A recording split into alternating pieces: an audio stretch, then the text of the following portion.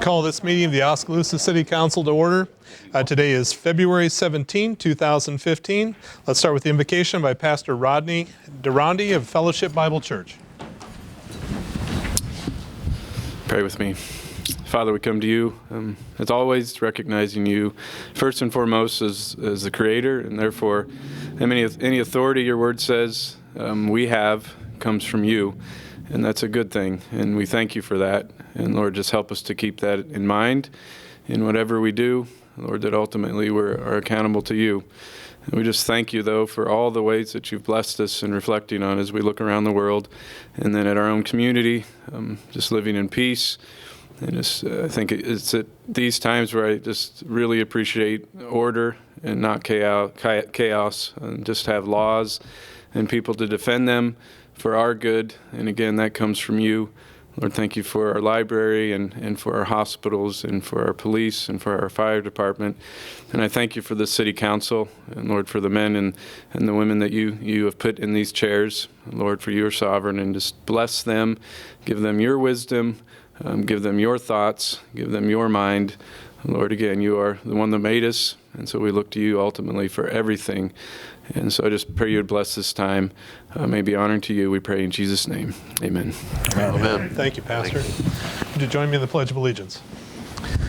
I pledge allegiance to the flag of the United States of America and to the republic for which it stands, one nation under God, indivisible, with liberty and justice for all.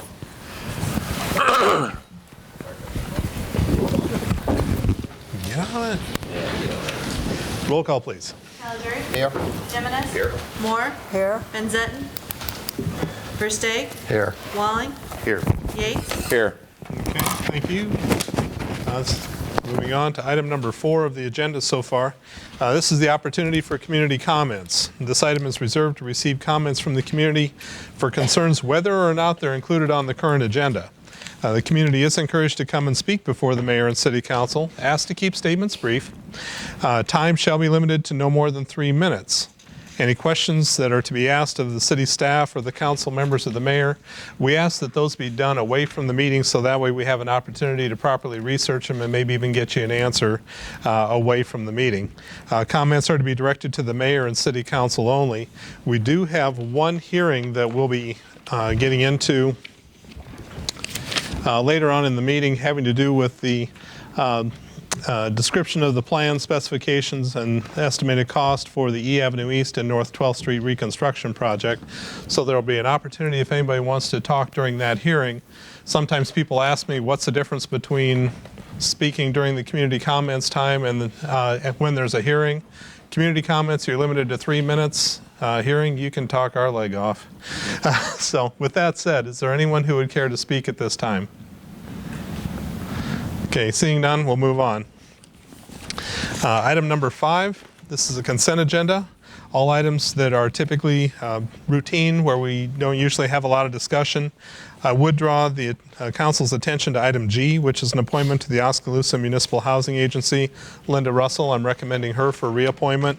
And then item I is an ordinance amending the city code for community gardens. I guess item H is the ordinance amending for the farmers and public markets. And also item K, fixing a date for a public hearing on the authorization of a loan agreement and issuance of $1,015,000 for a pumper truck, and also to call our 2006 capital loan notes.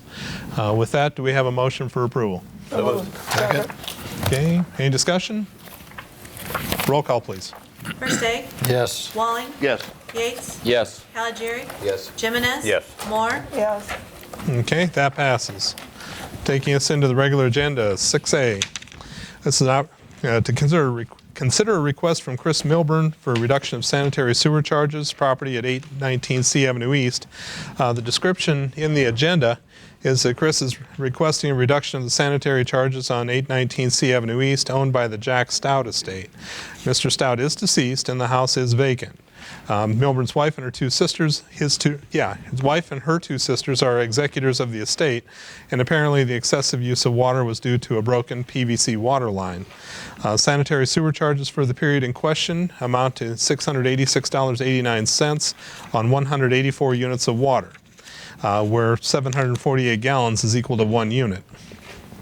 The average usage would have been 0 units of water since the house is vacant, and there would have been a minimum charge of $22.76, so we have a possible reduction of $664.13.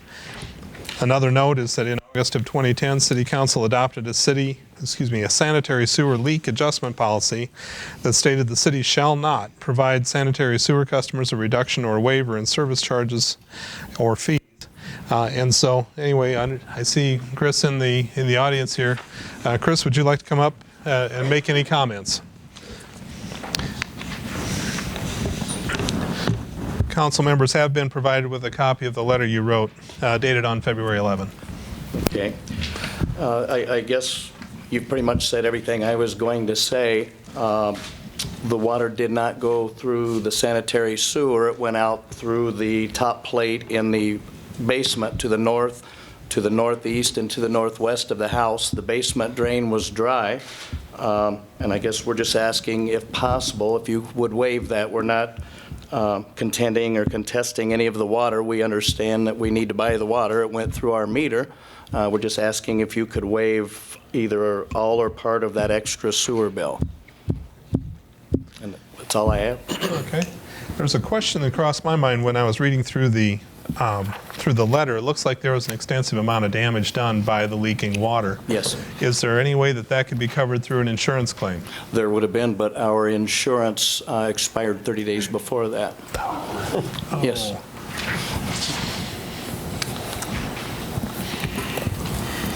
In looking at the past bills that were provided, I noticed that it appeared in at least the one quarterly bill that there was some usage there. It wasn't the minimal amounts. So has the house been occupied and just recently became vacant? Or? It's been vacant since April. He passed away last April. So it's been vacant since then.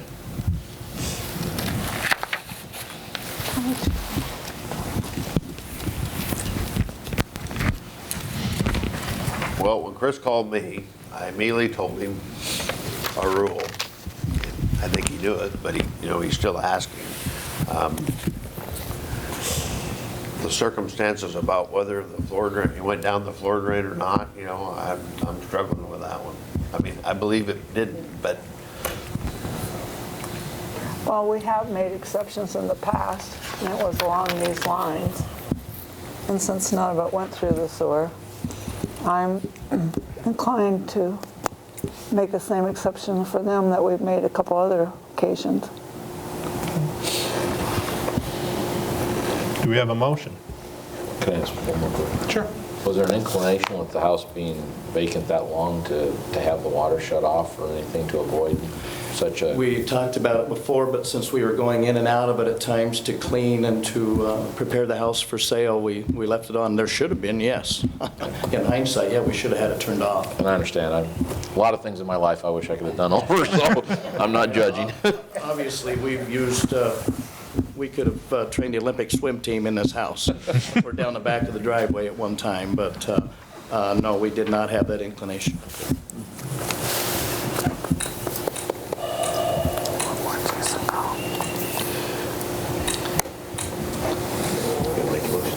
Yeah, I'm going to make a motion that we waive this. Okay. With the 664, whatever it is. Yeah, just that amount. 686.89, is it? 664.13. Yeah, whatever they've asked. Okay. So just to be clear, you would leave the minimum charge of $22.76 still payable, but Yes. you would want to reduce it by the $664.13. Yeah, 664.13. Okay. So we have a motion. Is there a second to it? I'll second. Okay. Any further discussion? Yes, I have a question for Michael. Councilmember Moore referenced a couple of times or a few times when we've waived this. Put you on the spot here. Can you refresh our memories of the times we have done that since we implemented the policy? I would say I recall one, and that was the woman who came in here upset and pleaded her case to you, and it was, C Avenue East. yeah, it was a few $100, well, a few $1,000. Yeah, that was a Her couple. leak was in a crawl space. And then I think the other one that was probably notable was the one that you didn't waive, which was, well, yeah, Lamson Park, which was thousands of dollars. So I don't know that there's been a thought lot there of was one exceptions made other. to this. I can't think of it. There's not a lot of flexibility in the policy as it's written. I think that was one of the concerns that staff had when it was proposed this way. Chris, you said you was going in and out of this house while it was empty? About every And you third, didn't notice fourth this water, week. and you never noticed the water leaking? It wasn't Never. leaking when I was in there. You would have noticed that there's no doubt there was water leaking when it leaked. So it sat for quite a while nobody went in it, is that what you're saying? It had to sit at least a week. Yes. Okay. There was a gentleman that walked his dog that was there the night that we were called, that said he saw buildup of ice 8 to 10 inches outside the outside foundation. I believe he said 5 days before that. And his exact words were, "Then my dog chased a squirrel, so I forgot to notify you." Oh, boy. So we had not been in it probably, I'm going to say, a minimum of 7 days before, Okay. I would be guessing. I don't want to beat the death, but I probably would only settle for half because we do have a rule. But then when you've got a police officer as a witness, then I don't want to, You want to impinge him? you know, I mean, So would you feel better if we sold for half? Already had a motion. yeah. I'm just asking I'm Tom. just having a discussion. And I'm not doubting anything that's said here. I'm just, again, trying to think back to the policies and the reasons we waived it, and it's hard for me with the amount to waive it without having, I wish my memory was better, a good reason, or good history on the ones we have waived or the ones we've chosen not to, because I do want to try and remain consistent. So We had a couple that they swore that somebody turned on the outside faucet. Yeah, we had that One one. was while they were gone for the winter. We didn't waive that Those one, are the ones that no. come to my We didn't- mind. and- Oh, and someone had moved. We didn't waive that. I think there's only been a handful that have come to council, but that doesn't mean that Chad and his staff there don't get requests. So I don't know how many actually consider it and then don't actually provide the letter and request to be in front of you to make the request. But again, I can only recall one since the adoption of the policy. And to be honest, I think it's because we've stuck with that pretty much, is why people don't come. And the water department took that hard line several years before us, I believe, when the Chad, you know, they quit cutting their bill. But at the same time, he's not asking for a reduction in the water.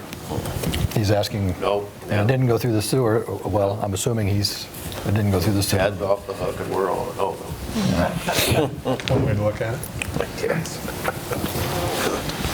Any further comments?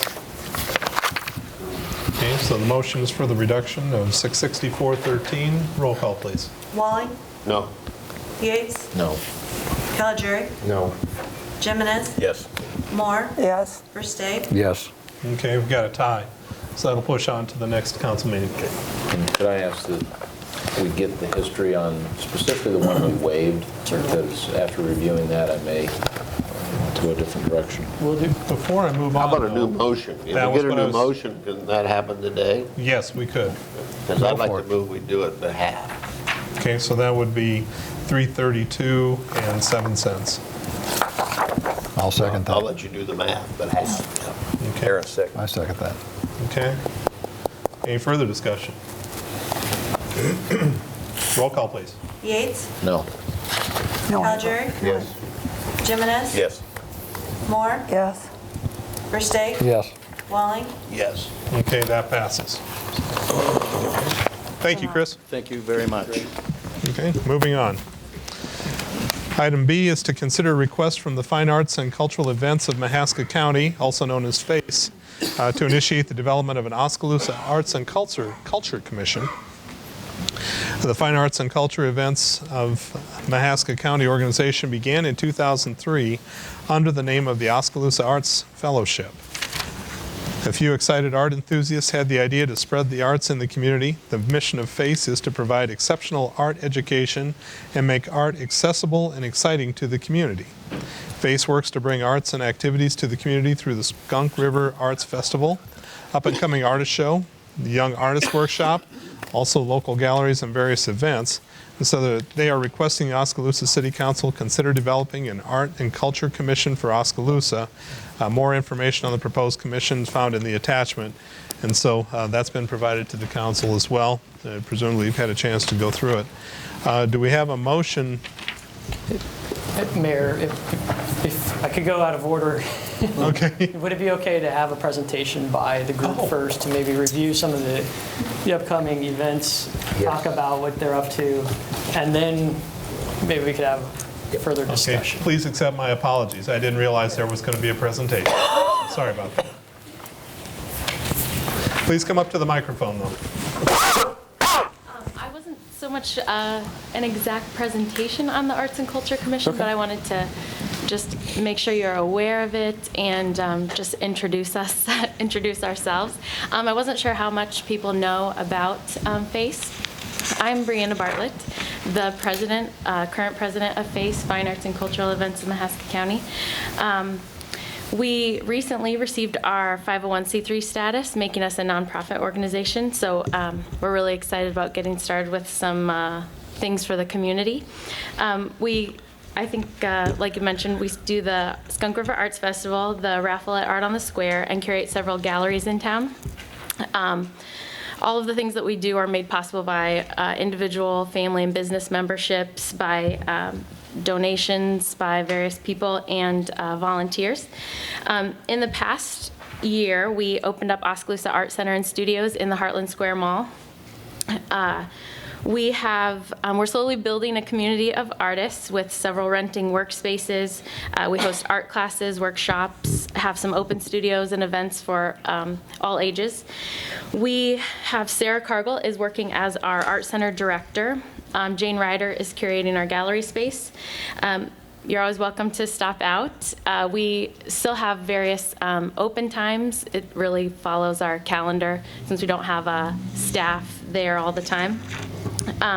With the Roger Brooks presentation and the rebranding process of Oskaloosa, and now our nonprofit status, we're really excited about possibilities and things that we can be doing for our town. We'd also love to be a resource for the visual arts and a resource for creative ideas and for their implementation in Oskaloosa. And so I guess you have seen the Arts and Culture Commission or the proposal by Matt Cargill.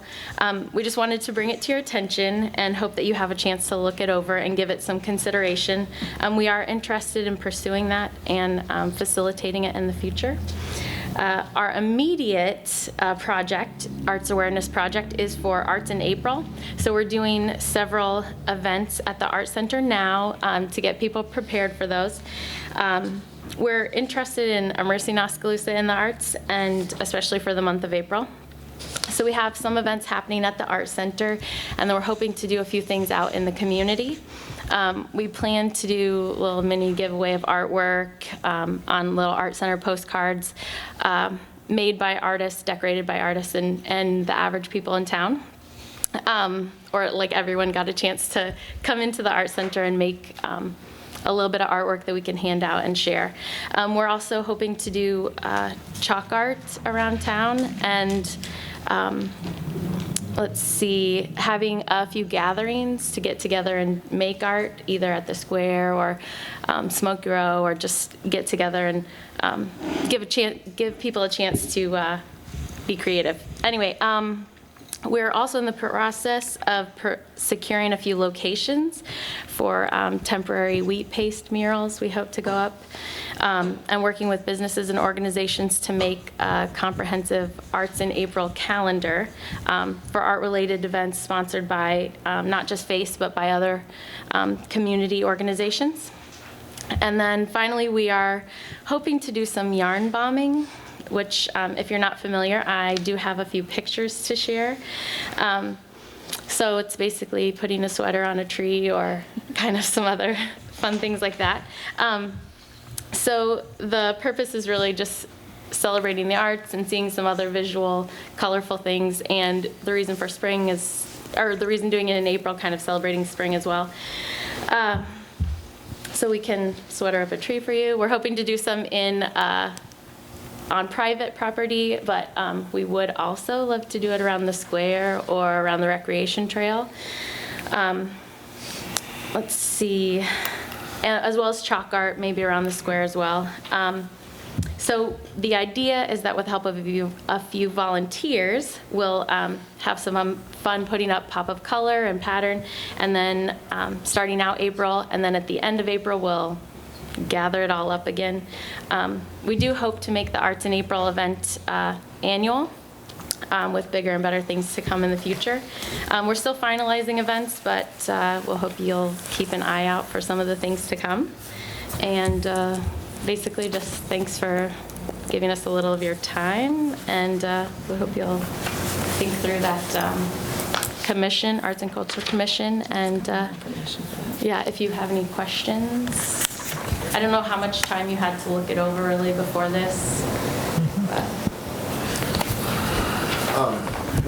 One of the things we're thinking about with the Arts and Culture Commission is with the complete streets and the rebranding and the general kind of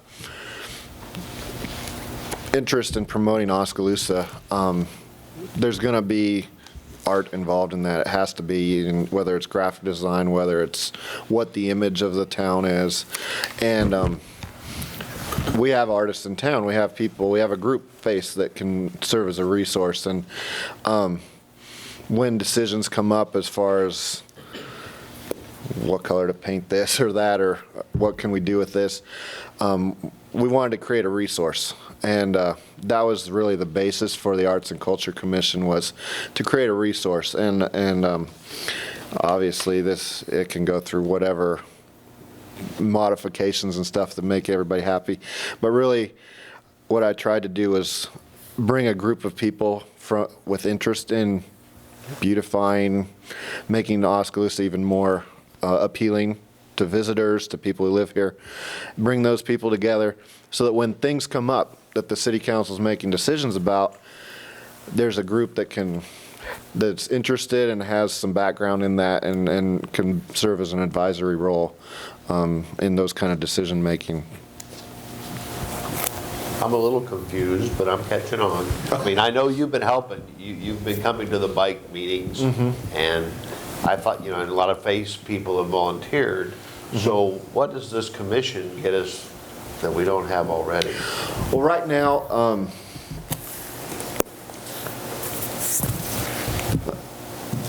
if you watch the Roger Brooks presentation, he'll be coming back and giving his synopsis of what needs to happen.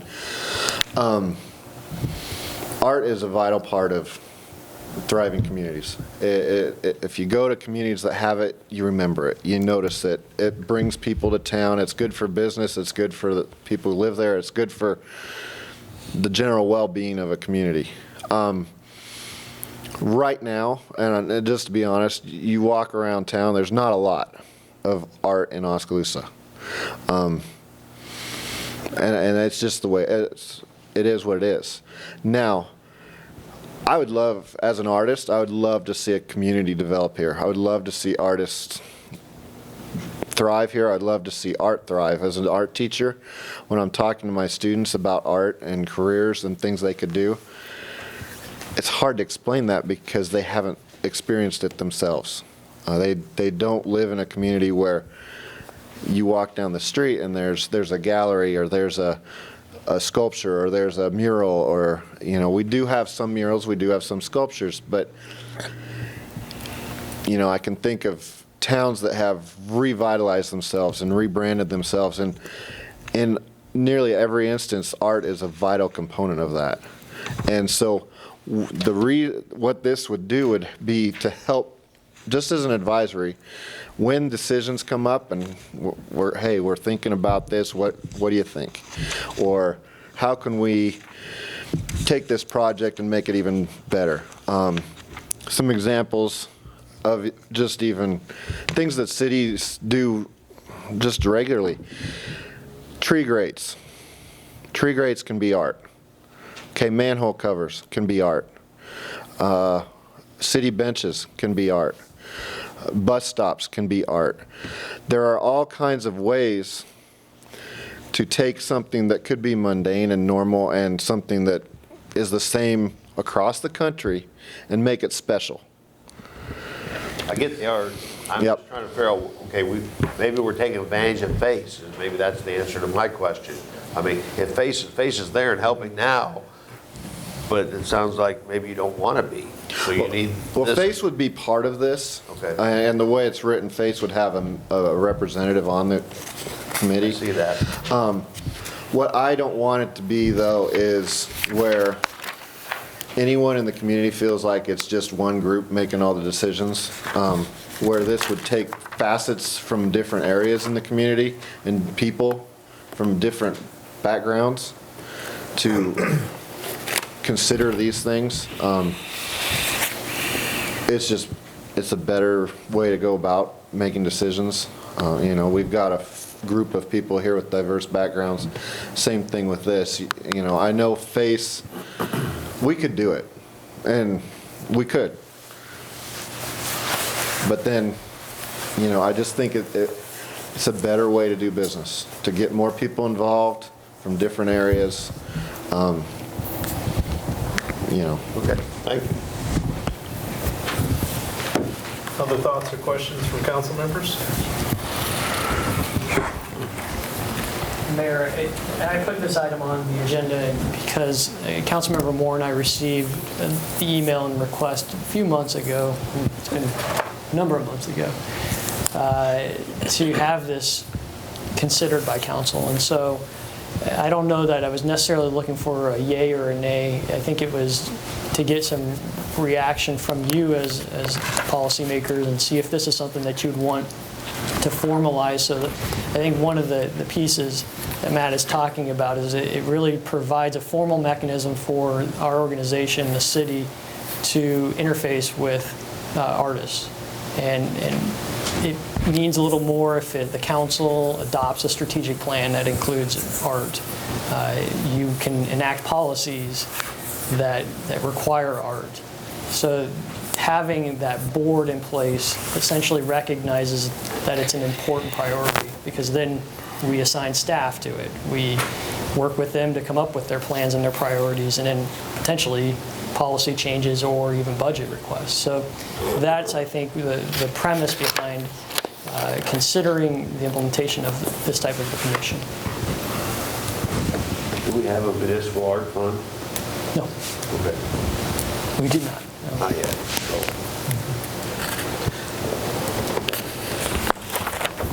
So what is the step, Michael, that you're looking for? If there's interest, I think we need to get together and discuss this proposal and what it means for us as an organization. So if there's interest in that, I think that would be the idea, is that there would be some direction for the city manager to work with council and the public on further exploring this. If there's no interest, then you vote it down and move on.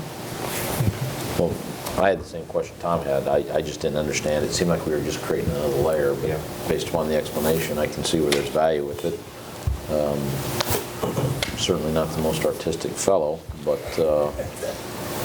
I don't see how it would be of detriment to our community in any way to continue to explore this. So do you need direction? Do you need a formal Yes, action? I would like some direction from I'd council. like to talk more about it. Okay, what's on your mind? Not here, no, not here. Committee. Oh. There's not enough information, I guess.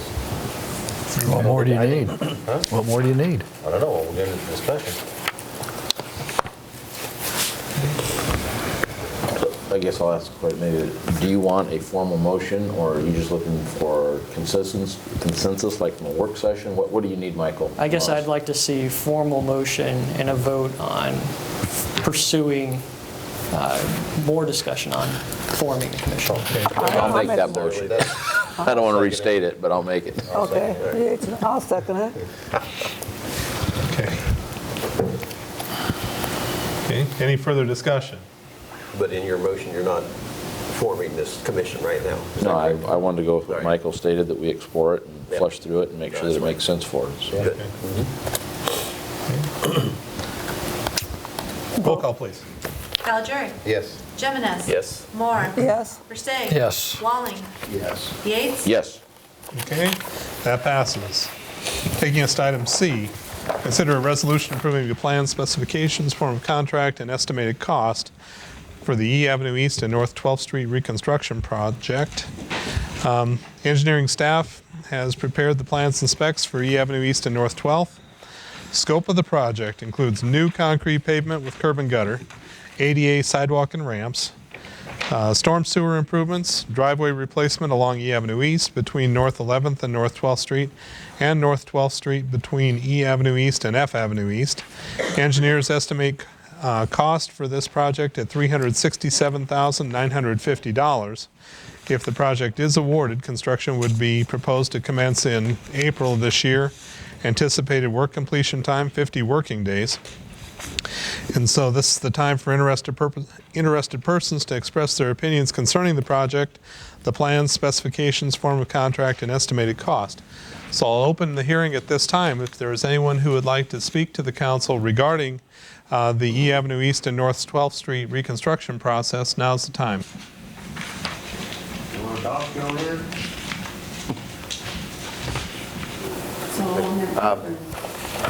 I'll help her a little bit here. I've known her a long time. Okay. Can I do, no? Theoretically, to a wait? hearing is for Okay, people in okay. the audience or the public. I'll wait. Okay. Is there anyone else here who would like to speak? Okay, I'll go ahead and close the public hearing.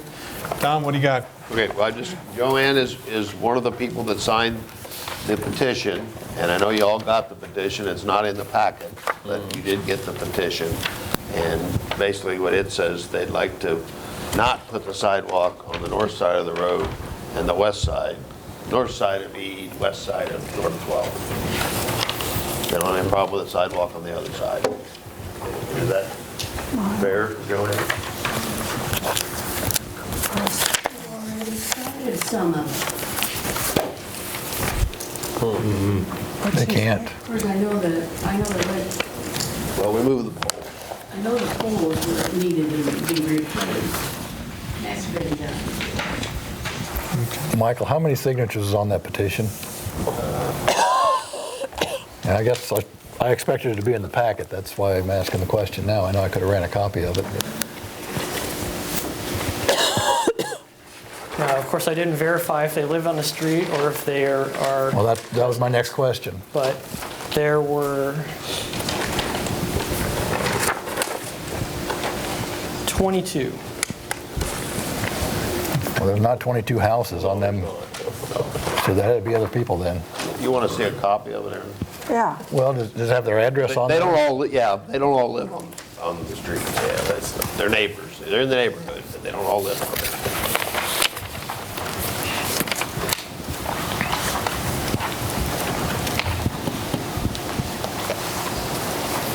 I guess over my time in council, I've always been a big proponent of putting in sidewalks. I guess the question I would have here is, with the design, why would we look at sidewalks on both sides of the street? Would that be typical? I mean, Yeah, that fits. that's a standard design? That's standard design that fits in compliance with the resolution that council adopted for road reconstruction, what items we consider for design, and sidewalks are one of those. If we upgrade a road from seal coat to concrete or asphalt, we're going to evaluate that. And Both sides. And the council, passed a resolution that said sidewalks would be included. As we look at like complete streets that we've talked about, does complete streets look at sidewalks on both sides of the road? It encourages it, yes. And I think we do support it in new areas, definitely, as a whole, council. This is kind of a remodel. Well, it looks to me like everybody affected signed it. There can't be that many houses. This one here.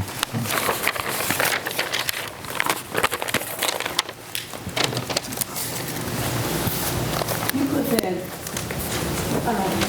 rock on the north side of Key Avenue, they're gonna have to cross over to go, when they go over to the hospital. They're gonna cross right there where all that, if you've ever been out there and seen how fast some of them go in and out of there, and there's no stop sign coming out of the parking lot at the hospital anymore. There used to be, but there's not anymore. Would those be part of it, Achilles? Oh, it's not on the phone, and I looked, I don't think there are. There are no stop signs stopping you coming out of the hospital parking lot onto 12. A lot of them are on North 11th, they have nothing to do with this. From a driveway, when you're coming out, you're yielding to traffic on the There's main not that street. many So houses I in think that 3 blocks. that's the state law, so you should be yielding, but there's no stop signs. There's no state law that says there can't be a stop sign, is there? No, that's private property, though. Yeah, I understand. And then the hospital put the stop sign in. Well, there used to be stop signs there. And it's probably because the Till hospital they did that. changed them. I'm guessing, you know, I haven't thought of all the details. State law doesn't require you to put a stop sign. But it doesn't tell you can't either, right? It doesn't. Huh? It's up to you, sir.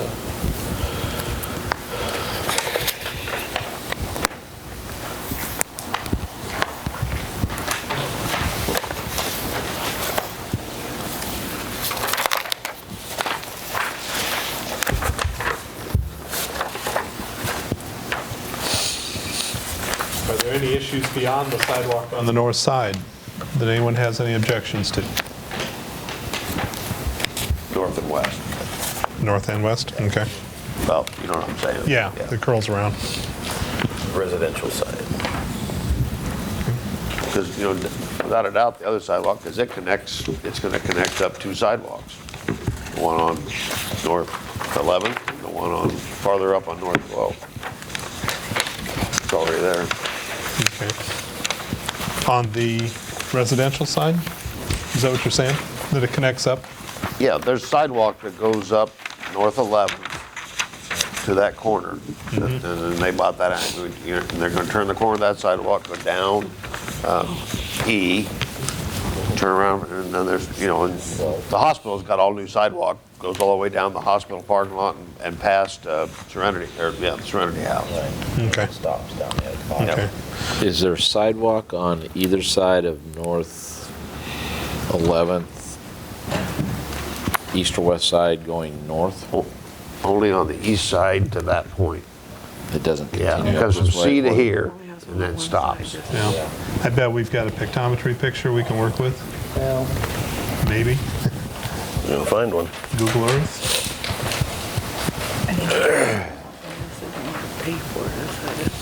And they don't want to maintain it. Scoop the snow. Always the deal.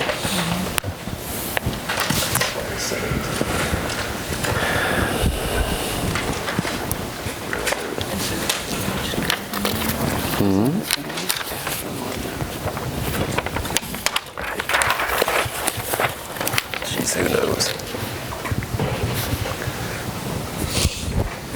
This may be a rhetorical question, but would we ever envision putting sidewalks in where people are going to want them? And that was a mistake that was made 70 years ago when it's planning some of these streets. Well, I They think the built one, streets in town that didn't have sidewalks on either side. Now they want us to fix it. I mean, I definitely think the sidewalk on the one side, they do want, I'm definitely for it. On the 'Cause hospital side, It connects, yeah. it gets them to the hospital and connects it up. Yeah, I'm talking as our general city, if we think sidewalks and being able to have movement around the city that's not vehicular.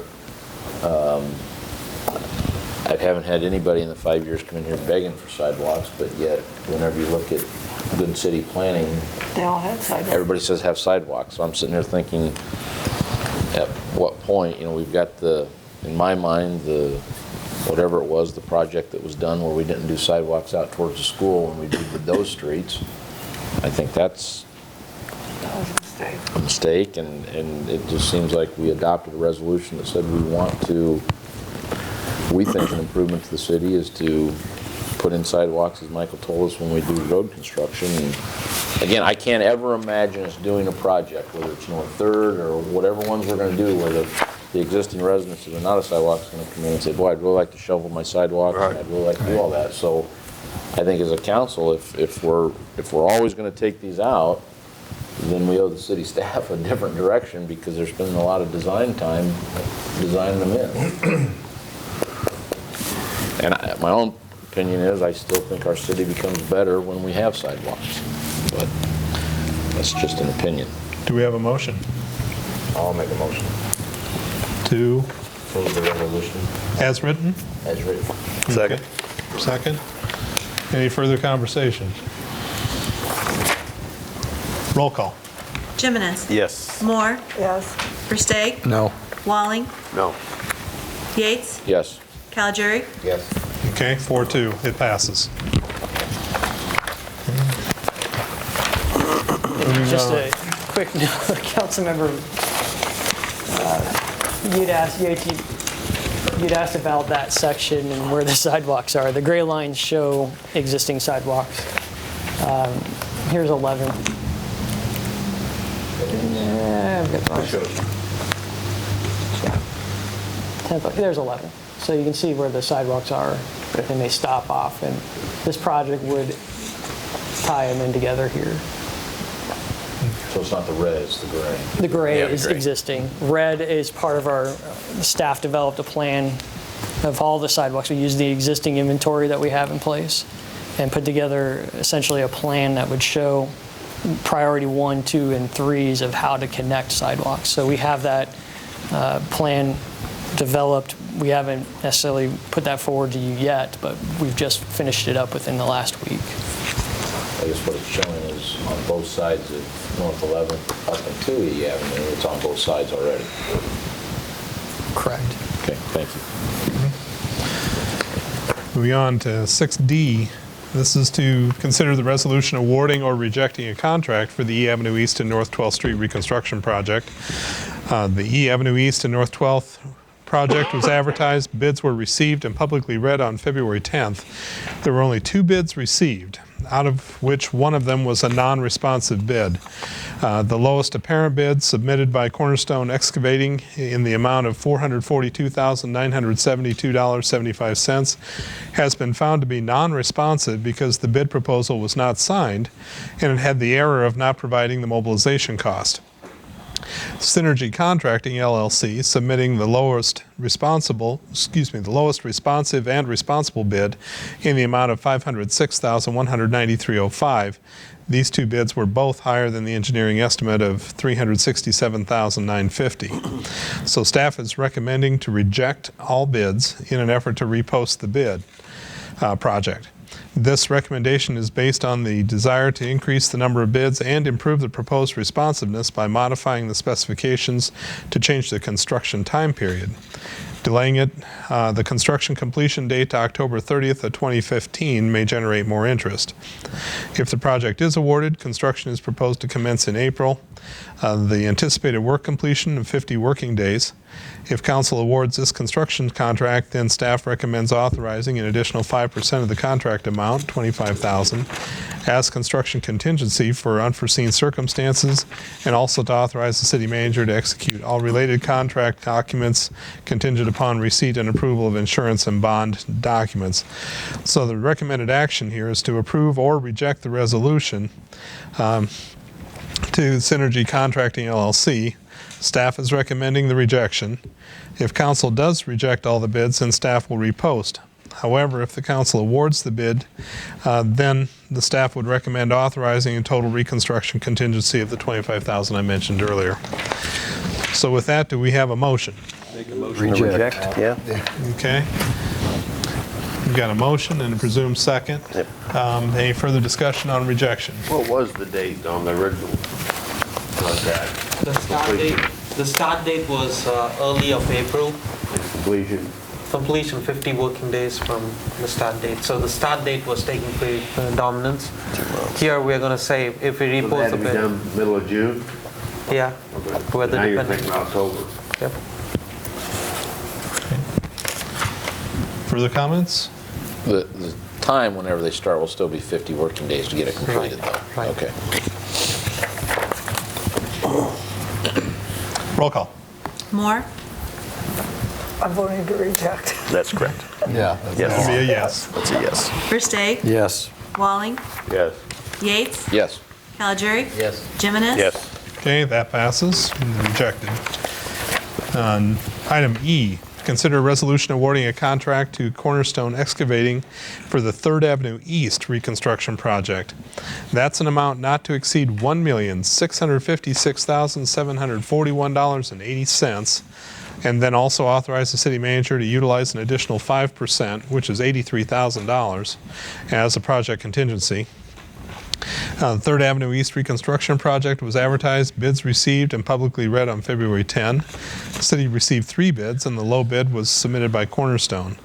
It was in the amount of $1,656,741.80. The low bid received is within the revised budget estimates. Bob Nielsen, the engineering consultant for the project, is recommending approval. If the project is awarded, construction is proposed to commence in April. Anticipated work completion time, 150 working days. If council awards this construction contract, staff recommends authorizing the additional 5% of the contract amount, $83,000, as construction contingency for unforeseen circumstances, and also authorize the city manager to execute all related contract documents contingent upon receipt and approval of insurance and the bond documents. So the recommendation is to approve the resolution awarding the project to Cornerstone. Do we have a motion? Okay, any discussion? Just a quick question back to the sidewalk comments. Is there sidewalks on both sides of 3rd Avenue East? Pretty much. And if they aren't, Yes, they are. Are they being included? Make sure we're being consistent. They're already there. All right, thank you. Wait a minute. Oh, no. Any other further comments? Roll call. Versteeg. Yes. Walling. Yes. Yates. Yes. Calgery. Yes. Jimenez. Yes. Moore. Yes. Okay, that passes. Item F, consider a resolution authorizing a professional service agreement with H.R. Green in the amount not to exceed $374,600, and this is for the City of Oskaloosa EPA Brownfields area and area-wide hazardous substances and petroleum assessment. At the January 6, 2014 meeting, the City Council authorized staff to apply for a $400,000 EPA Brownfields assessment grant. The grant application included $200,000 for petroleum and $200,000 for hazardous substance site assessments. In June of 2014, the full $400,000 grant was awarded to the City of Oskaloosa. As part of the EPA-approved project budget, $374,600 has been reserved for the contract services. In November of 2014, city staff advertised a request for qualifications, an RFQ, for the professional services portion of the Brownfields assessment grant. The city received proposals from 4 engineering firms. Each proposal was evaluated and scored by staff, and after careful consideration, H.R. Green Incorporated was found to be the firm most qualified to perform the tasks required by this project. Upon approval, H.R. Green will begin the site selection evaluation process and take part in community involvement initiatives. Although public participation is entirely voluntary, property owners will be contacted and informational public meetings will be periodically held to explain the project and report progress. Staff has recommended the council approve the resolution authorizing the agreement between H.R. Green and the City of Oskaloosa for the professional services required to complete the EPA Brownfield Assessment Grant project. Do we have a motion supporting that? Second. Okay, any discussion? Where's the extra $25,000 go? It's divided for either transportation, traveling, if they will be conferences outside the Iowa, there's conferences, there's also staff time, some staff time, then there's material required for either presentations, to public presentations or anything, so there's divisions of that. So would that be out of the City of Oskaloosa checkbook that we'd spend that, or would it be on H.R. Green personnel that are doing that? This is entirely, the remainder of the approximately $25,000 is being funded by the federal EPA grant, so.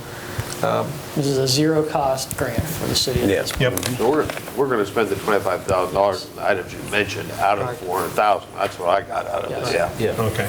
Green's going to get the $374,000. Correct. So citizens have to come forward, or businesses, and say, I have a site I'd like to be evaluated? We need their concurrence, obviously, to do site selection, and the consultant is here.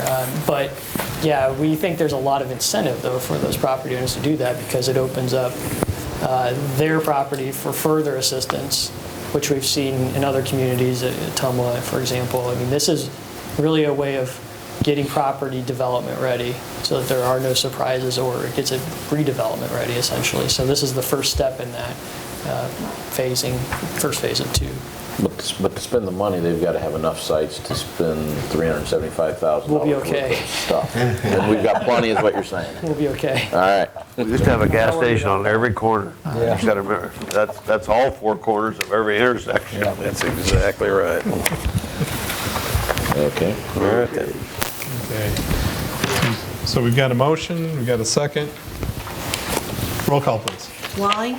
Yes. Yates. Yes. Calgery. Yes. Jimenez. Yes. Moore. Yes. Versteeg. Yes. Okay, that passes. Item G, consider an ordinance amending the Oskaloosa Municipal Code, Chapter 13.08, Section 13.08.570, user charge for the purpose of providing necessary funding associated with the operation and maintenance of the city's wastewater treatment works. This is the second reading. The Sanitary Sewer Fund, or the Wastewater Department, is an essential service provided by the city of Oskaloosa. This service is run as an enterprise utility fund, and as such, the revenues generated through the rates must be spent on the utility. Historically, this utility has maintained a relatively flat expenditure history with minimal increase in operations and a steady amount of capital projects each year. This approach led to low rates for many years, but has put the system further behind.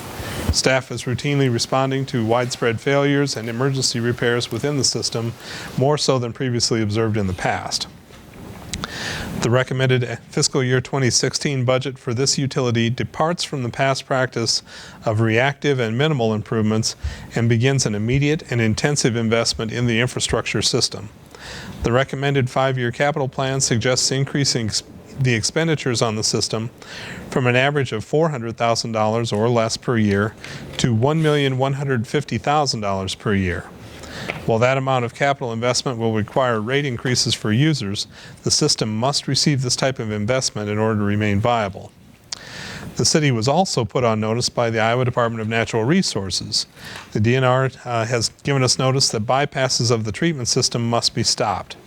This led to the city hiring Garden & Associates to develop a response plan that systematically addresses the DNR mandate and will be submitted to the agency by April 1 of 2015. The process to address the DNR mandate will require further investment in infrastructure at an accelerated level, which means taxpayers can expect rates to increase.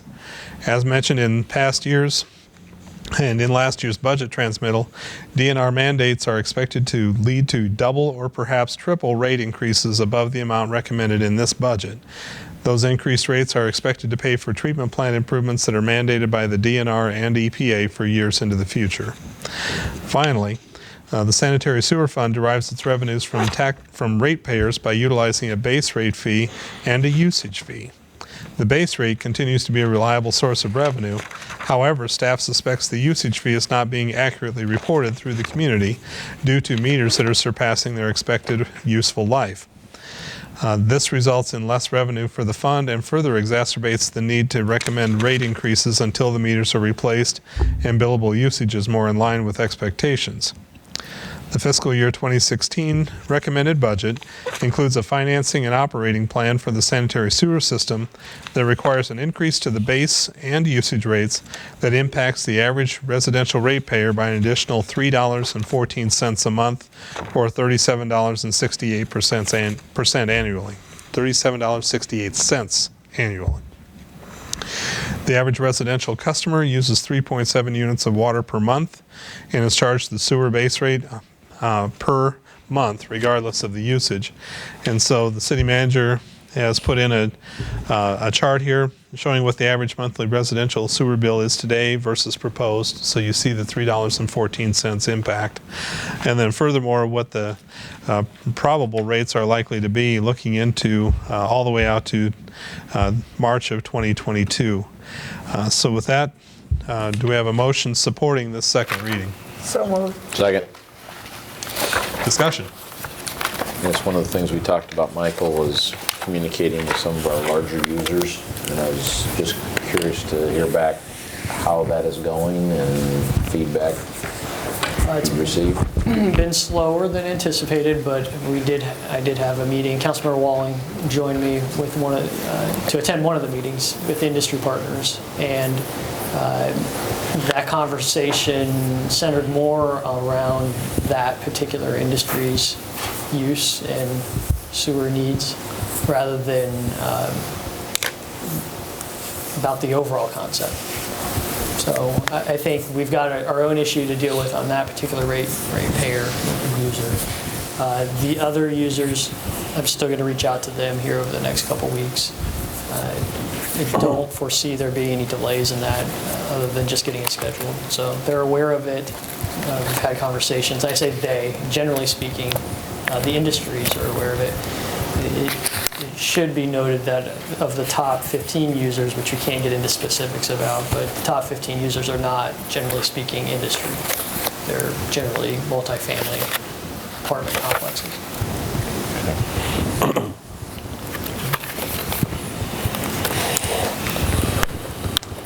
Other thoughts or comments? Well, I think I'm right. I'm going to make sure, but and I think everybody, but the chart does not show after the EPA gets, if we have to rebuild the plants. This is just what we're doing for the infrastructure in town, correct? Correct, and there's a little bit more to it. The current plan shows improvements that we have anticipated to make. So the capital improvement plan that we reviewed during the budget process, we still have to complete the assessment process, and Garden is going to help us with that. When that comes out, the DNR is going to expect us to finish those projects too, which don't show up here. And then we have to worry about plant improvements after that. And we know upgrading the two plants will be. Yeah, the longer term, the plant upgrades are going to be the really sizable increases. Now, it depends on what we find in the study process for I&I. If there are 100 projects, obviously we're going to have to work through that with DNR, but because we can't get 100 projects done in a 3-year period. So I think they're going to be reasonable, but they want us to stick to a compliance plan, and that's what this is all about. And both those plants were built around 73 and 75, I think, so they are old.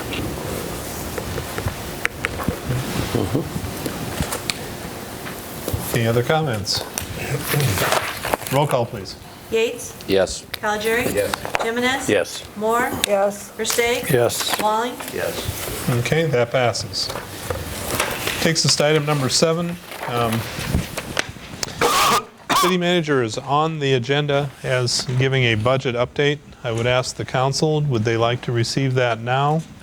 Would you be interested in taking a break and then coming back to it? What would you like to do? The third option is next council meeting, but Yep. that's.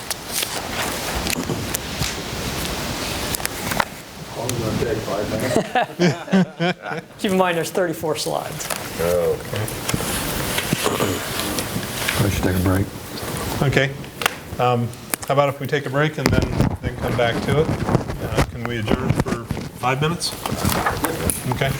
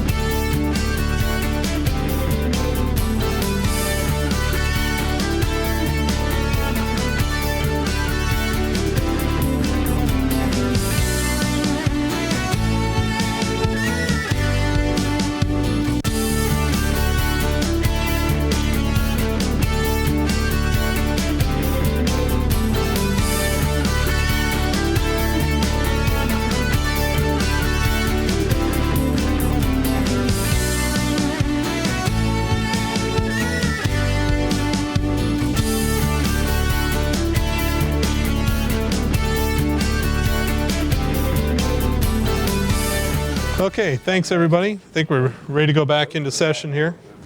Mike, we have it up to you for the budget update. Hopefully you have an entertaining PowerPoint or something like that. No, it's not really all that entertaining, actually.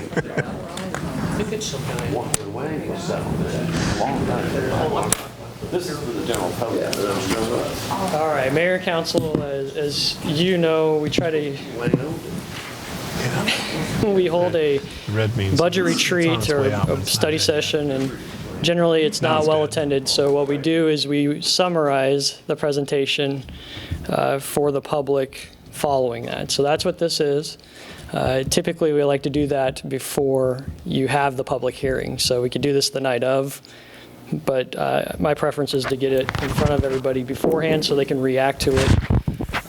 And again, it won't be exciting, it won't be entertaining, it's going to be dry and dull. So there you go, right? So right now. Budget calendar, as all of you know, this is pretty straightforward. We try to show you that we start this process. Obviously, budget is a year-round effort. It's not like you stop worrying about budget or looking at it. You do it year-round, but these are the dates that we formally establish for the staff and for you as council, and that it ultimately gets us to where we are today and then gets us to the approved budget. So we're moving right along as expected on schedule. This slide is, again, this whole presentation should look familiar. Again, I've tried to mirror it after last year so there's no huge surprises. You're comfortable with it. The public has seen it before. But we always talk about property taxes and where do we stand as a community. This is from 2014, so you can see where we are. We always end up on the right-hand side of this slide. But again, pretty competitive when it comes to what you pay in city property taxes, which would be the smaller blue line, and then the larger red line is the consolidated, so everything else included. So if you roll that into what's happening this fiscal year, that's the next slide. Again, we don't necessarily lose position compared to those other communities, but you can see how, generally speaking, most of those communities actually had a higher city property tax rate. Ours, in fact, dropped a little bit, but that had more to do with rollback assessment, paying off debt, those types of things, more than anything else. So again, if you hear you have high property taxes, I'm sure that's just a philosophical issue, not necessarily taking into comparison of where we live. As part of the mayor's discussion at Eggs and Issues, we always show how does $1 of property tax in Oskaloosa get divided. This is how it gets divided. The school district remains the largest share of your dollar, which it should, and the city is second at about 38 or 39%. And then the rest is made up and divided between the county hospital, the county, the state, and ag. So any questions about that? And this historically really hasn't fluctuated a lot. It's usually the way it lays out.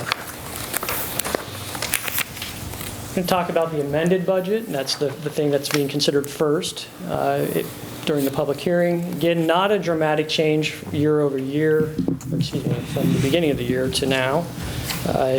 Most of the expenditures is actually, again, a reduction. Now, a lot of that has to do with timing of projects, timing of bonds, those types of things. So again, as we discussed in the presentation, not a huge, nothing significant, no emergencies, nothing that would cause alarm. It's a pretty vanilla amendment when it comes right down to it. So what I've done is I've summarized some of that for you and the public. Again, when we look at the changes in revenue and expenses, this is the revenue side. So when you see the red, that's actually a reduction. The black is a positive. That probably messes with a lot of the bankers and CPAs out there. But this is just a summary for you to see of what's changed. Again, we reviewed this during our budget retreat. On the expenditure side, it should essentially mirror the revenue side. So again, when it's a timing issue, whether it's a project we didn't necessarily get done as anticipated, we didn't issue bonds as anticipated, those would show up here. So again, on this slide, the red is a negative, so we had additional expenses versus the black numbers, which would be reduction in expenses. Any questions about the changes that we saw or presented to you? And I didn't necessarily read them line by line, so spare you that. So, just as a conclusion, the amended budget as recommended and is presented to you is just under $23 million. So that'll be what's presented for formal action after the public hearing. So any questions? Or anything else that you'd like me to go into further detail about? If not, then we'll move on to the proposed budget, which begins July 1st of this calendar year, proposed at just under $31 million. And that may seem like a dramatic jump compared to previous years, which I would say, yeah, it is. But there are good explanations for that. And the primary reason that we saw an increase in the budget is the issuance of bonds. So we have to prepare for the issuance of the bonds, we bring them in, and we have to do a transfer. All of those things count against the budget, so you have to raise the total dollar amount. We are also refinancing bonds that are already existing, so that affects us as well. So we're actually looking at issuing about $4 million worth of bonds. But again, that's to take care of the fire station, which the voters approved, the pumper truck, which you as council have the authority to approve without voter approval, and then the reissuance of existing debt. So we're trying to lower the interest rate on debt that we already have. So once you take that into consideration, that's what spikes up the total budget compared to previous years. And you can see when we've refinanced before or issued bonds, that's the same thing that happened there. So nothing to be overly concerned about from my perspective as the manager.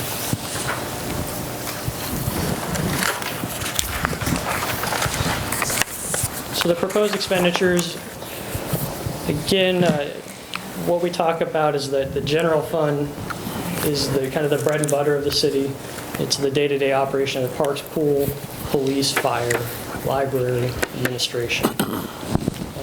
That's what you can see as the general fund, 21%. Then you get into some of the other utilities, which would be sewer and water. Those are some of your larger operating departments. And everything else kind of goes from there. And obviously, capital projects at just under 30% is a big portion of the city's budget, just over $9 million. So I've broken that out for you so you can see how that $30 million is being spent. Any questions about that?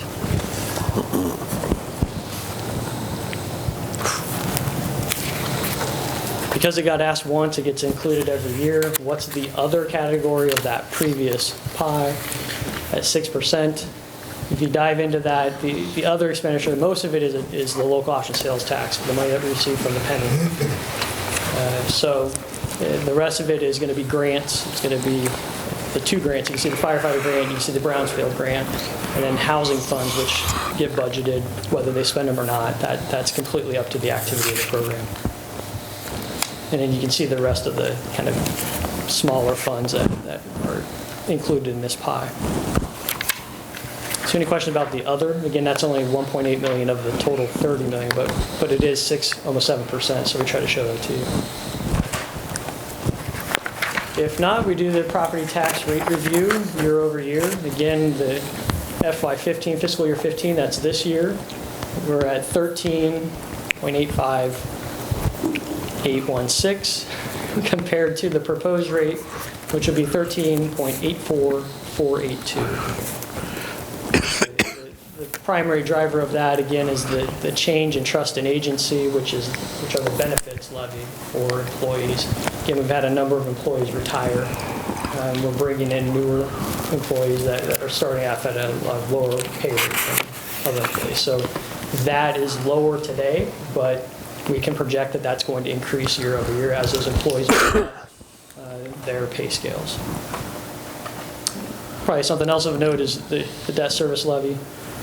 That, as discussed during the budget retreat, was that we would set that at a certain dollar amount and explore different financing options. So the idea is that you don't have major fluctuations unless there's some huge community need that requires a significant amount of bonding. But the idea is that we would have a flat rate that we would work around. So that $2.25 will generate X number of dollars for us as a community to issue debt on a regular ongoing basis. And I think in our conversations, you'll see here in the presentation, there's probably more room to go in those conversations. I know we talked about $2.25 or $2.50. You'll see there's some peaks and valleys that we might actually have an opportunity to issue more debt that still keeps the property taxes within what I would say is an acceptable level. Here's the rate history. So if you were to look at your city property taxes since fiscal year 2006, I know it's getting smaller because I haven't really been dropping off years, but we're at some of the lowest total property tax rates that we've seen in many, many years. So in summary, as I said, the tax rate year over year is down. But again, due to the way that property taxes are calculated, there's the rollback, which has to be applied to your assessed value, taxable value. You will actually see a property tax increase. So if everything remained constant, it seems strange, right? Your property tax rate drops, but then you pay more. But that's because more of your house is being assessed as taxable value because of the rollback. So we're projecting that if a person has a $100,000 taxable value home, they'll see an $18 increase over the current fiscal year.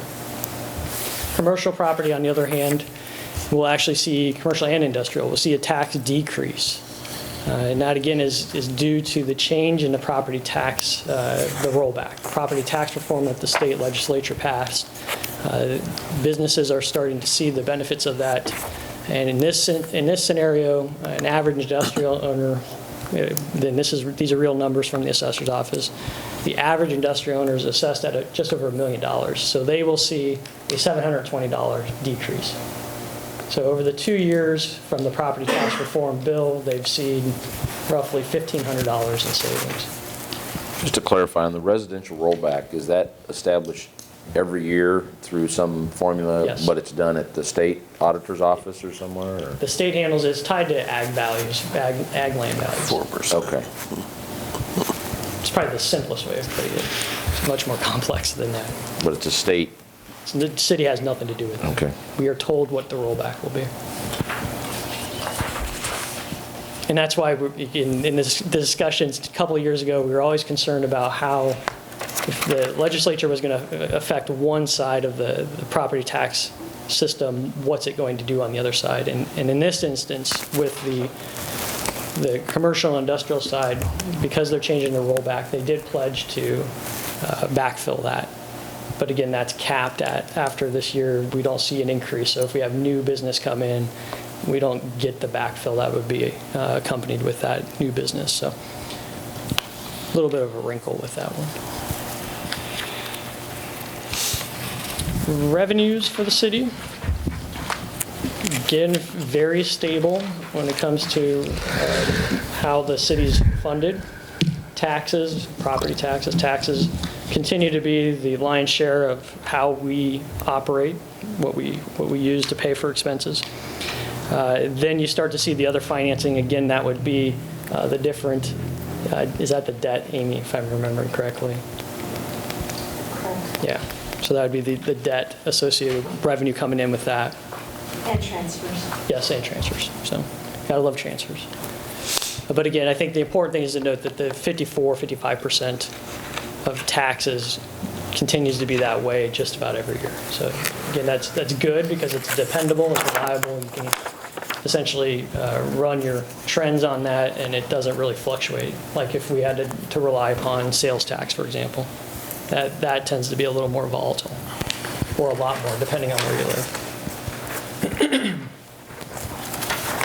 So as far as where we're spending money, again, in the general fund, this year, I'll just say for the budget overall, this year, with the exception of the utilities, is just a status quo year. We're keeping what we have.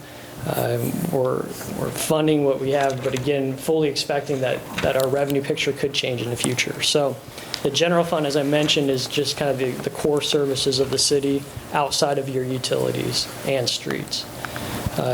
We are not proposing any new staff. We're not cutting any staff in the proposed budget, but we are replacing equipment that the departments need and requested. Specifically within police, they're getting a couple cruisers, and fire is getting some equipment that they need. Hopefully, they're getting most of that through grants. That's the idea. Otherwise, it'll be much, much more expensive for us to replace those items. The fire station design is included in the budget, so that's going to be a pretty significant expense to us. However, the general fund will be reimbursed from bond proceeds once that occurs. So that'll be a nice transfer back in to the general fund. Other items of note would be the payments to the outside entities or agencies. The Forest Cemetery is budgeted at $50,000. I put in there what has historically been put into the budget, $100,000 in the current fiscal year and $50,000 last fiscal year. So we're looking at a commitment of $200,000 over the past 2.5 years. The animal shelter, we're not seeing an increase in their budget as they came in and discussed with you. They withdrew their request to increase funding. However, there is $30,000 of additional capital budgeted for the building project, which still is under discussion.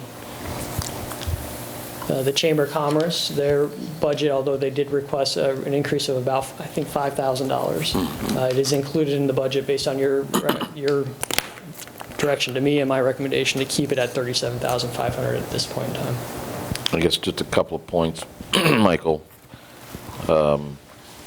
Regarding the cemetery, it's our expectation there'll be further needs there, and whether we have to do a budget amendment or future years, there's just no expectation that it's anywhere done at this level. We just don't know exactly what those amounts will be, and we felt we'd address those as they become clearer. Is that correct? Correct, yeah. I think we've heard that it will be at least the same amount that they've requested historically. However, there was no request received at this point in time.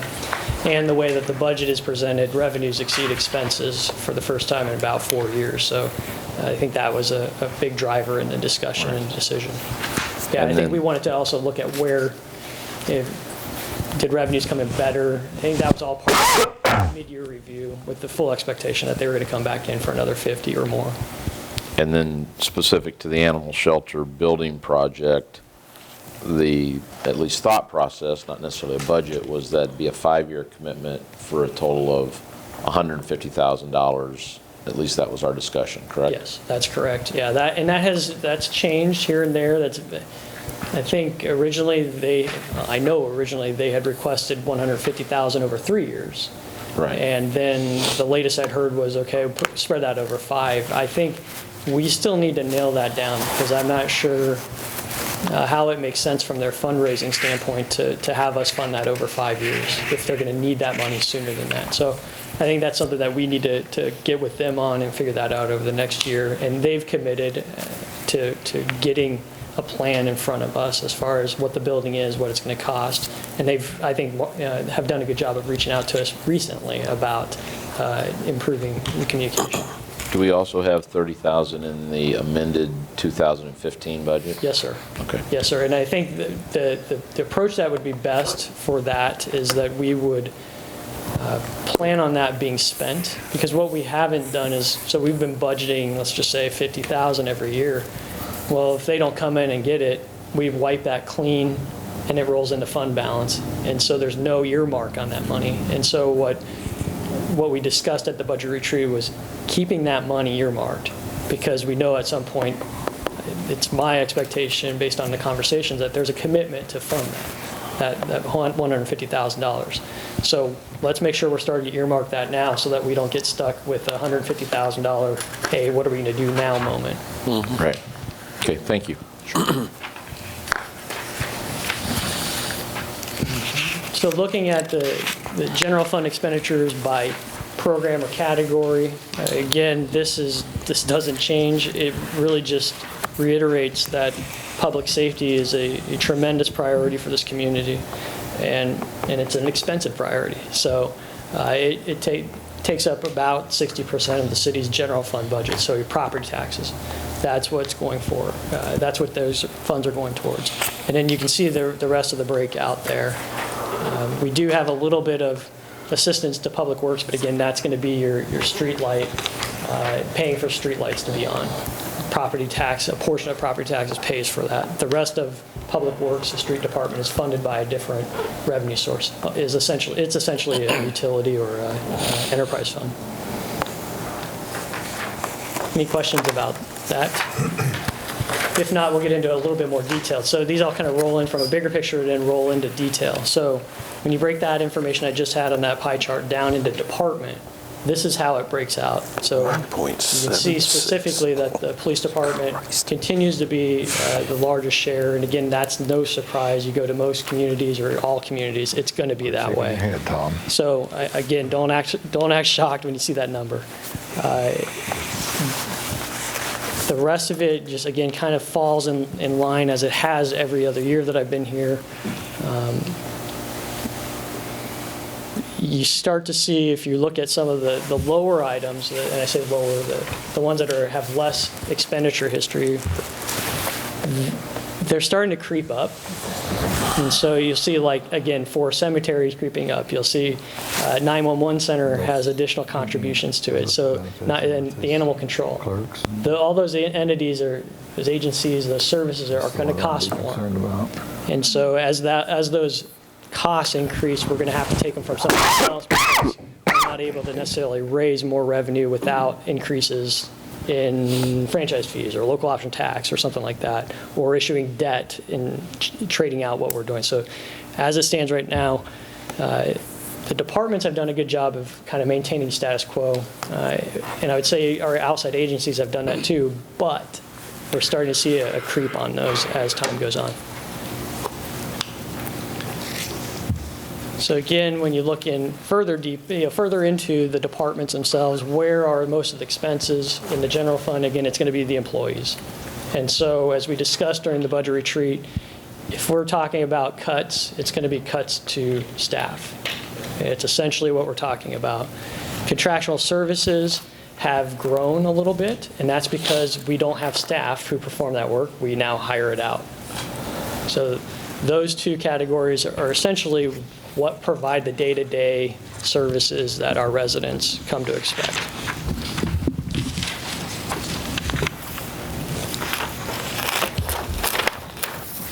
So I mentioned about the debt and borrowing. The city has very little general obligation bond debt, which is great.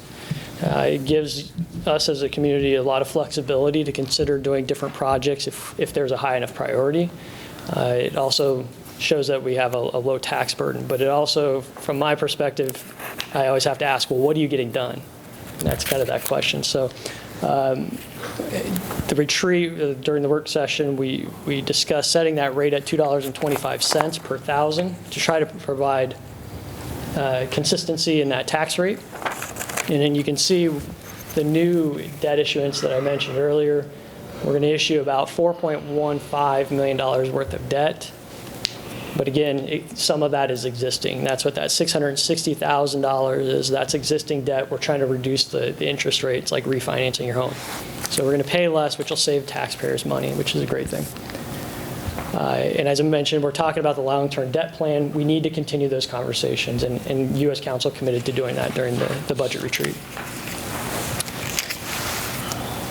So I said there was an opportunity. Yes, the council has agreed to setting the tax rate for debt service at $2.25, but you can see that's not necessarily the highest it's been. So I see that as an opportunity. I'm not saying we'd go that route, but when we start talking about what's needed to be done in this community, I think there's opportunity there to still issue debt and be within a reasonable tax rate that this community has seen before.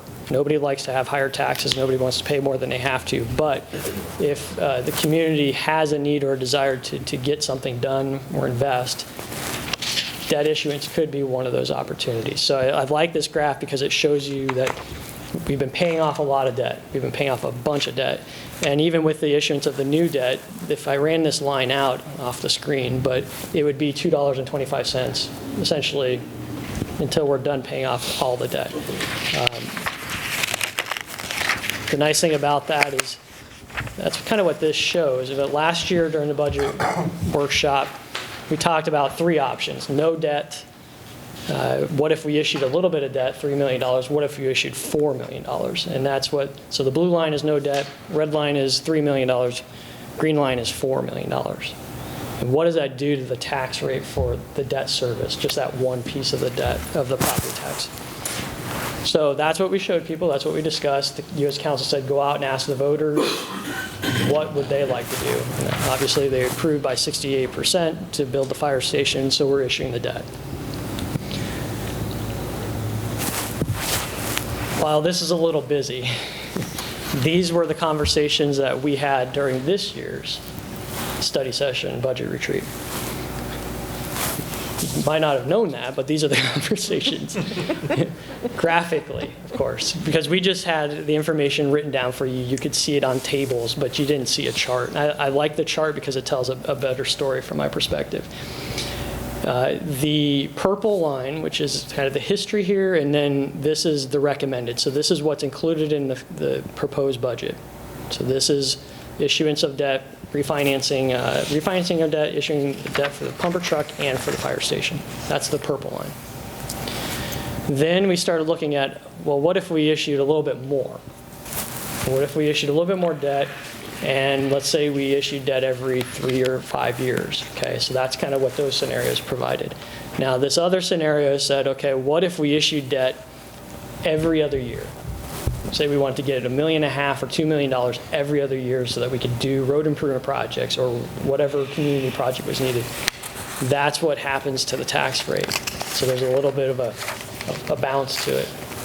But again, I still think you can get away from that balance by picking a number and saying, okay, this is what we're going to do, and this is how we're going to pay for roads, or this is how we're going to pay for a recreation facility, you name it, whatever it might be, if that's what the community would like to do. So I just show this because it at least I like to visually show that we as a group are talking about these things. We're trying to come up with a plan that's sustainable for us financially, but also continues to get projects done in a responsible manner. So, I guess just one point is we use the phrase recommended on this chart.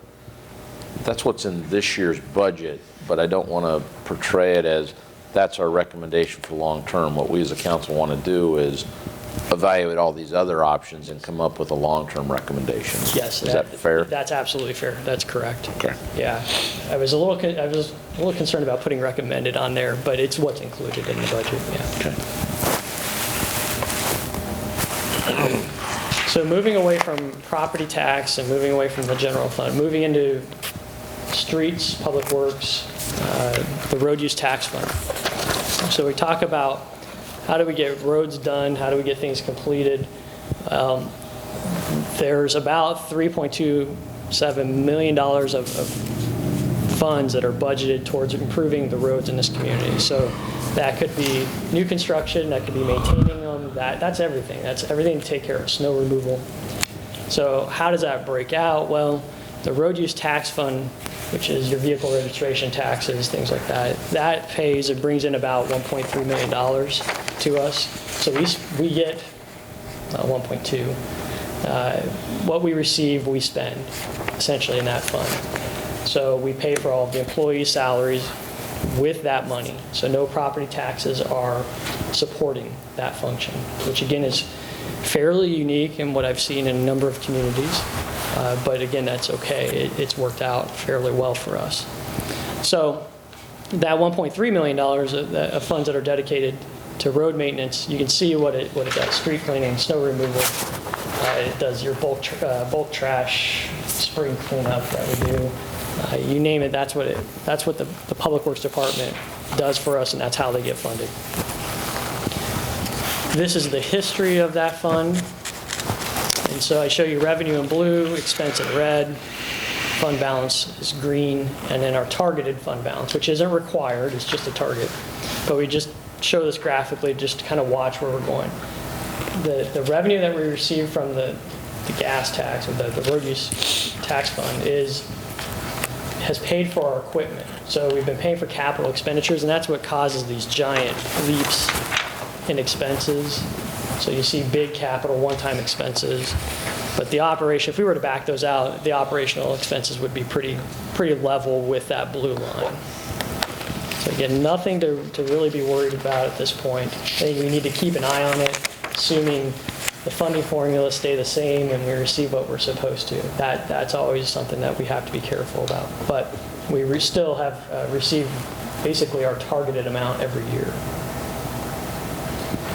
So what do we spend specifically on street maintenance supplies? And again, we've seen when Larry Stevens was here, and then we had a different engineer. We had Liz here, and then Akilish is in here. So you can see through different changes, there are different reasons for the fluctuation. But we're trying to stay consistent with what we spend because we don't want to be busy one year and then not busy another year. So we've tried to hover around that $150,000 mark for maintenance supplies. Again, crack seal, it'll be your snow, your salt, it'll be concrete repairs, asphalt repairs. Salt's not in there.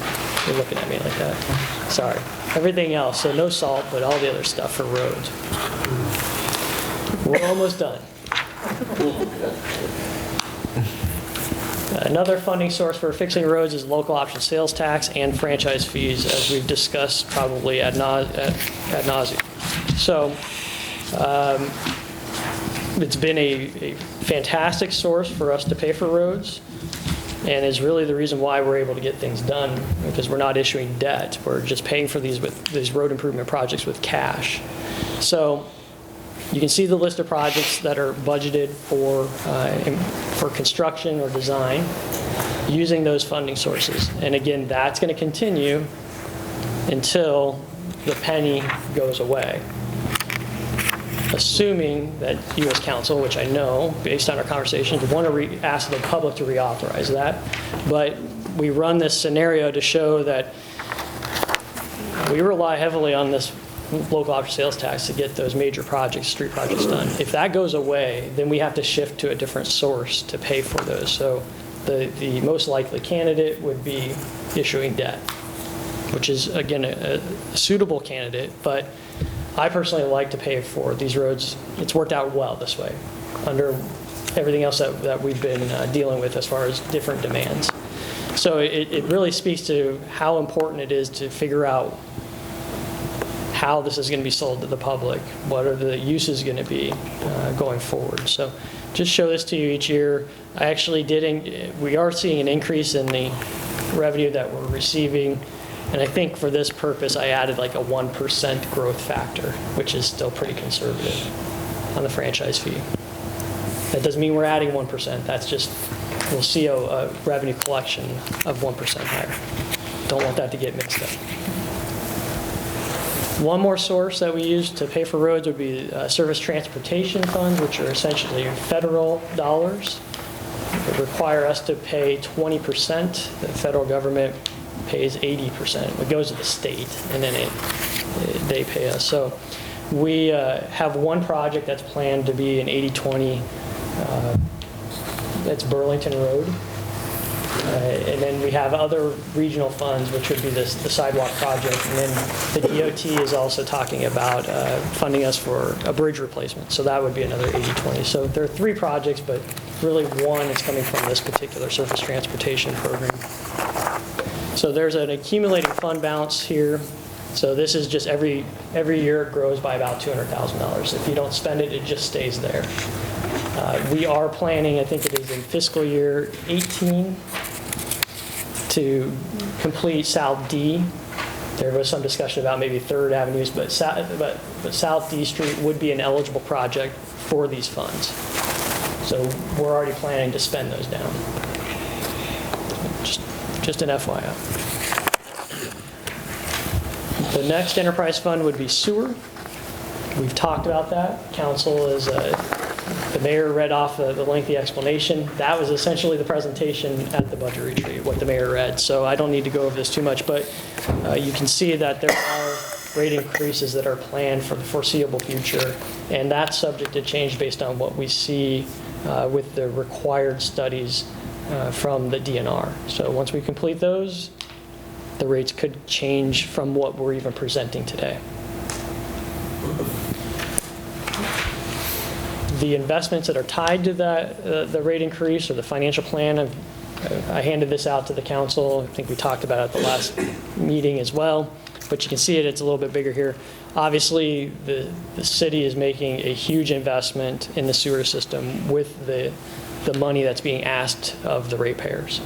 So we'd like to be able to show what are you getting for the money that you're paying, and this is it.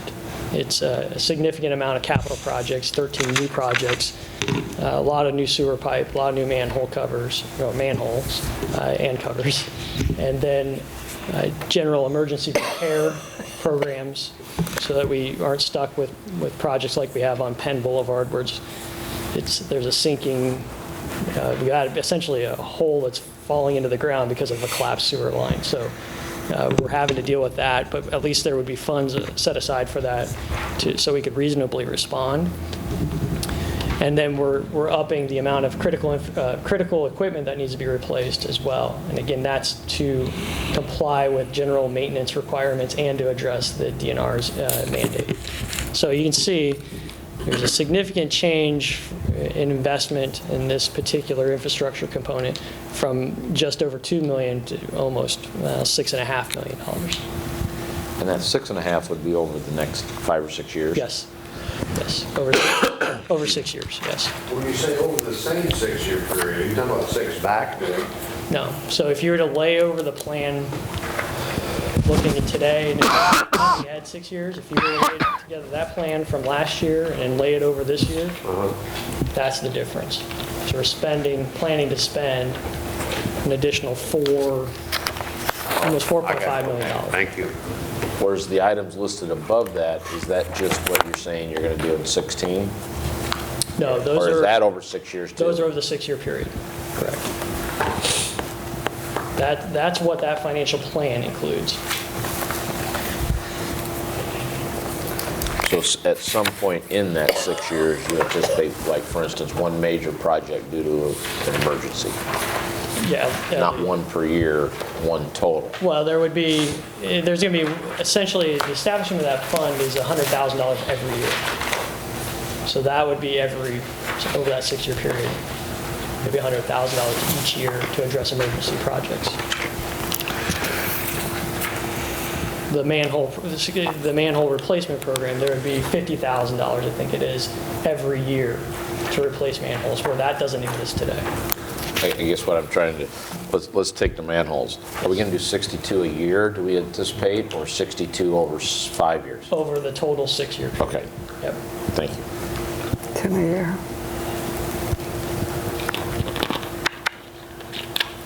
So again, the total budget, which I didn't review water, I didn't review stormwater. There's no rate increase proposed for stormwater. Water did propose and approve, their board approved an increase as well to deal with infrastructure issues. I did not review airport, but that's included in this $30,796,454 budget. So that's my presentation. A little choppy, but that's what you get. Any questions? Just one, you mentioned airport. There was $45,000 shown on one of the bar graph slides for OOA. Yes. Airport. Is that where they're doing a project and we're just transferring money through, or is that money for operations of that? I'll go to Oskaloosa, right? Should that be OOA? Should that be? That's the regional. the general fund. Sorry, that should not be Regional. OOA. That should be the SCRAA. Okay. So what that is the city of Oskaloosa's 40% share of operations for the airport. Now, people might hear that and go, wait a minute, it's $45,000 budgeted. It doesn't necessarily mean that we're going to spend that. It includes a portion of our operation. It includes the operation. It also includes any capital expenses that we split with the city of Pella. So things that are 90% eligible for funding with the FAA, then we pay for 5%, they pay for 5%. So that's supposed to be SCRAA. Okay. So I'll Thank check you that. Any other questions? Okay, thanks, Mike. Thank you. Is there anything else, as long as you're up there, No, that's that it. you want to bring to council's attention? Nope, I think we're good. I Okay. think you had enough time. You would have cut me off 20 minutes ago. Amy, anything for the council? No, thank you, sir. Okay. City attorney, anything? No kidding. Okay. Council members, Joe, Aaron? I had about an hour's worth, but I see Doug's Mountain Dew is empty, so I better not do it tonight. Steam out of you. Okay. No, thank you. Okay, Tom? Doug? Nothing, sir. Tom? He can't hear you. No, yes, he can. I think we'll pass. Okay. And I've got nothing to add. Do we have a motion for adjournment? So move. All in favor, say aye. Aye. We're adjourned. Thank you. I got a question.